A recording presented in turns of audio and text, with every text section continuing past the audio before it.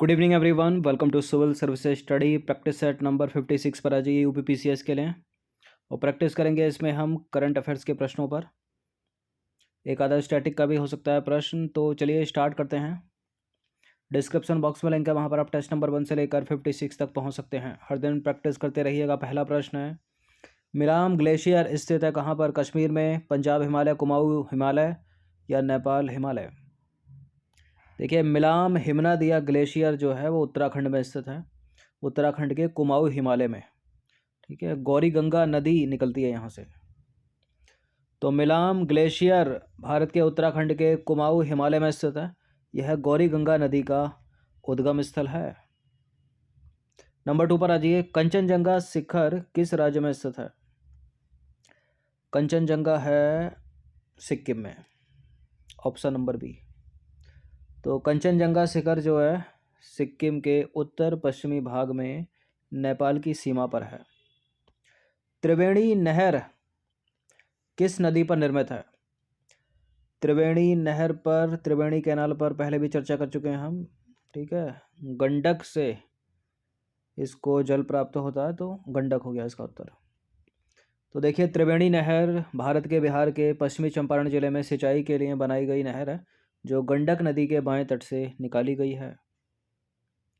Number 4 पर आ जाइए, उत्तर प्रदेश के किस जिले की सीमा 4 राज्यों को स्पर्श करती है? उत्तर प्रदेश का वो है सोनभद्र जिला, जिसकी सीमा 4 राज्यों से लगी है। कौन कौन से हैं वो 4 राज्य? मध्य प्रदेश, छत्तीसगढ़, झारखंड और बिहार। राजघाट बांध किस नदी पर निर्मित है?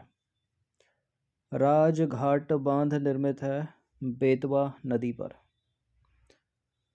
तो राजघाट बांध की आधारशिला श्रीमती इंदिरा गांधी के द्वारा वर्ष 1971 में रखी गई थी। उत्तर प्रदेश और मध्य प्रदेश राज्यों की सीमा पर अवस्थित है यह राजघाट बांध। ठीक है, राजघाट बांध और बेतवा नदी पर बनाया गया है। नंबर 6 पर आ जाइए, निम्नलिखित में से कौन सही सुमेलित है?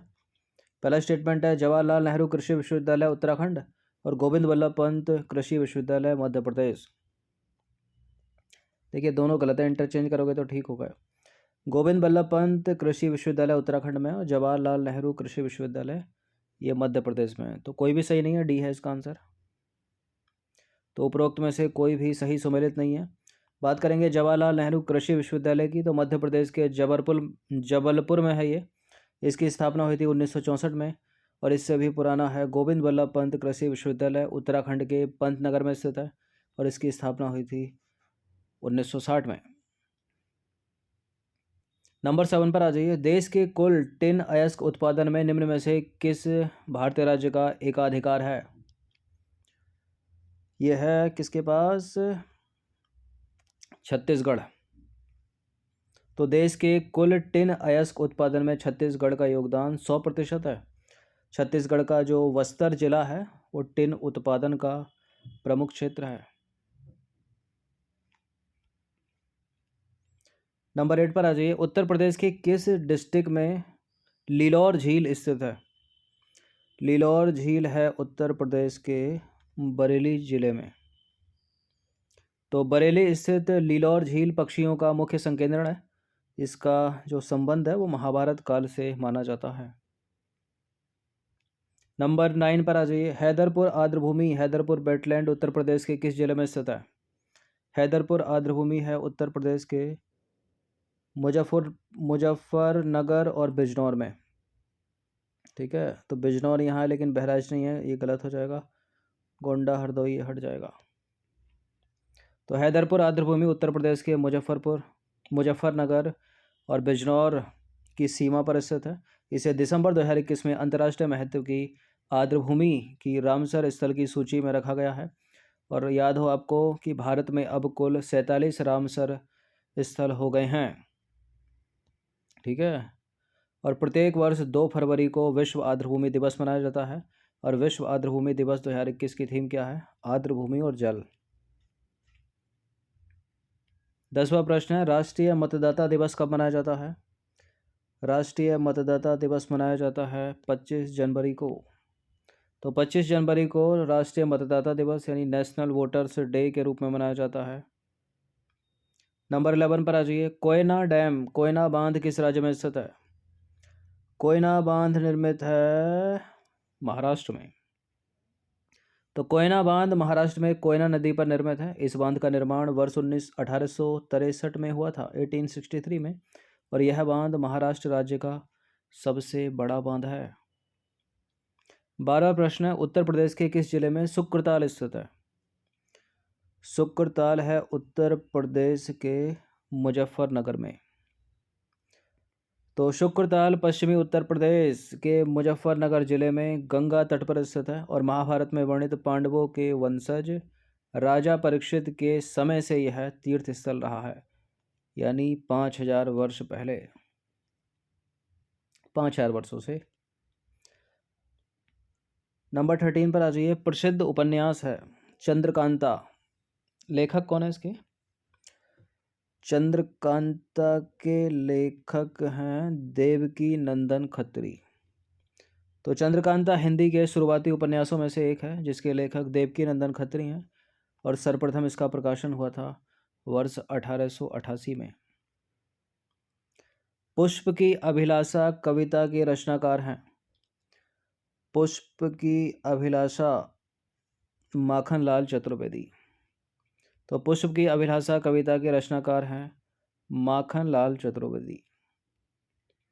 नंबर 15 पर आ जाइए। निम्नलिखित में से कौन सा राज्य कर्क रेखा पर स्थित नहीं है, या किस राज्य से होकर भारत के कर्क रेखा नहीं गुजरती है, या दूसरी तरह से पूछा जाए तो 23.5 डिग्री उत्तरी अक्षांश रेखा भारत के किन राज्यों से होकर गुजरती है? तो 8 राज्यों से होकर गुजरती है। इसमें ना उत्तराखंड शामिल है, ना उत्तर प्रदेश शामिल है, ना बिहार इसमें शामिल है। मध्य प्रदेश है, गुजरात है, झारखंड है। तो भारत में कर्क रेखा 8 राज्यों से होकर गुजरती है, जो हैं गुजरात, राजस्थान, मध्य प्रदेश, छत्तीसगढ़, झारखंड, पश्चिम बंगाल, त्रिपुरा और मिजोरम, और इसी क्रम में याद रखिएगा। अधिकतर एलिमिनेट होता है उत्तर प्रदेश से, उत्तराखंड से, बिहार से, या इन तीनों के अलावा कोई और आए तो उससे भी। नंबर 16 पर आ जाइए। लामायुरु मठ स्थित है कहाँ पर? लामायुरु मठ है लद्दाख के लेह में। तो लामायुरु या फिर लामायुरो भारत के लद्दाख प्रदेश के लेह जिले में स्थित एक गांव है और यहाँ प्रसिद्ध लामायुरु गोप्पा मठ स्थित है। नंबर 17 पर आ जाइए। इंटरनेशनल बुकर प्राइज 2021 से किसे सम्मानित किया गया है? मारी के लुकास तो 2020 में मिला था इनको। डेविड डियोप, ठीक है, option number B, at night all blood is black. तो फ्रांस के उपन्यासकार डेविड डियोप को वर्ष 2021 के प्रतिष्ठित इंटरनेशनल बुकर प्राइज से सम्मानित किया गया है और वह यह पुरस्कार जीतने वाले फ्रांस के पहले लेखक हैं। उन्हें यह पुरस्कार उनकी पुस्तक eight night all blood is black के लिए दिया गया है और आपको ज्ञात हो कि वर्ष 2020 में यह पुरस्कार नीदरलैंड के मारी के लुकास रिजनेवेल्ड को प्रदान किया गया था। नंबर 18 पर आ जाइए। वर्ष 2021 के लिए किन 5 व्यक्तियों को रेमन मैग्सेसे पुरस्कार 2021 से सम्मानित किया गया है? आपको ज्ञात हो कि रेमन मैग्सेसे पुरस्कार फिलीपींस के राष्ट्रपति की स्मृति में दिया जाता है प्रत्येक वर्ष, और इस बार ये 5 व्यक्तियों को मिला है, जो हैं मोहम्मद अजमद साहिब पाकिस्तान के, फिरदौसी कादरी बांग्लादेश के, स्टीवन मुकी साउथ ईस्ट एशिया के, बॉस डॉगक इंडोनेशिया, रॉबर्टो बेलोन फिलीपींस। एक भी भारतीय नहीं है रेमन मैग्सेसे पुरस्कार 2021 प्राप्त करने वाला, याद रखिएगा। तो फिलहाल ये सारे के सारे हैं। इसका आंसर हो जाएगा ऑप्शन नंबर डी, 1 2 3 4 और 5 भी। तो रेमन मैग्सेसे पुरस्कार फिलीपींस के राष्ट्रपति रेमन मैग्सेसे की स्मृति में हर साल प्रदान किया जाता है। इसकी स्थापना रेमन मैग्सेसे फाउंडेशन द्वारा वर्ष 1957 में की गई थी और रेमन मैग्सेसे पुरस्कार को एशिया के नोबेल पुरस्कार के नाम से भी जाना जाता है। क्वेश्चन नंबर 19 पर आ जाइए। किसे महाराष्ट्र भूषण 2021 प्रदान किया गया है? महाराष्ट्र भूषण जो महाराष्ट्र सरकार का सर्वोच्च सम्मान है, ये मिला है आशा भोसले जी को।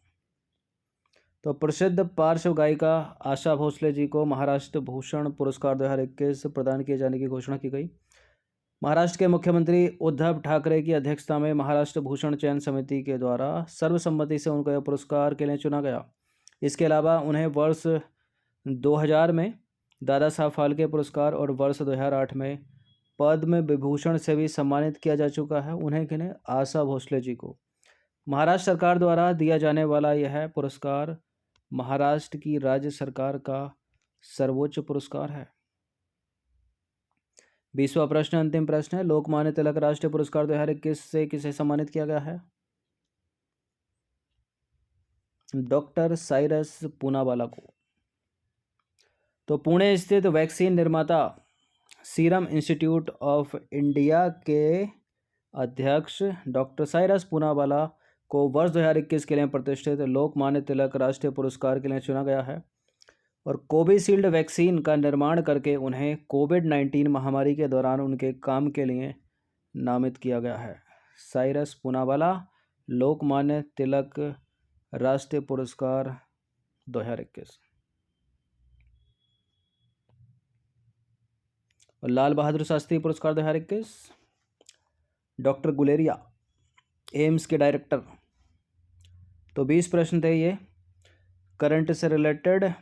इनकी प्रैक्टिस एक बार कर लीजिएगा। जितने भी स्टूडेंट यूके पीएससी वाले हैं वो भी साथ साथ प्रैक्टिस करते रहिएगा और यूपी वाले प्रश्नों को छोड़ दिया कीजिए। धन्यवाद।